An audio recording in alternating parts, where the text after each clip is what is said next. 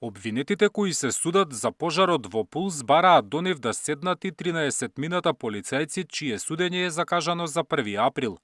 Тие според адвокатите одговарале за ист настан и исто кривично дело, па предупредија дека водењето на два судски процеси може да доведе до различни пресуди. Ќе станува збор за ист кривично правен настан, на кој што се разгледуваат истите последици, не знаеме кои докази ќе бидат изведувани во таа постапка, бидејќи не сме дел од таа постапка, сметаме дека е целисходно се да биде ставено на едно место и имајќи го предвид ставот на ОЈО дека ќе дојде до редукција, односно намалување на бројот на обвинетите, бидејќи и тогаш и сега тврдиме за овие правни квалификации кои што постојат во овој предмет, најмалку 80% од луѓето не треба да се во судницата. Судот го одби предлогот за спојување. Заедничкото судење ќе значело одолговлекување на случајот.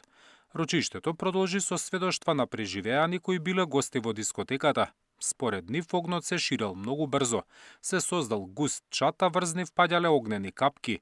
Топлината била неподнослива, па со своји очи гледале како се создаваат изгореници по нивните тела. Гледав како кожата на десната рака почнува да ми се лупи.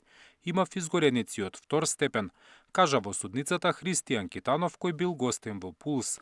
Тој додаде дека животот му го спасиле двајца од обезбедувањето, па рече дека за нив се откажува од кривичен прогон и оштетно побарување. Во судницата сведочеше и менаџерот на ДНК Васко Спасовски, кој рече дека не знаел кој бил задолжен за активирање на пиротехниката ноќта на 16 март, а од негови пријатели подоцна дознал дека Владимир Блажев Панчо ја набавувал од продавница во Кисела Вода.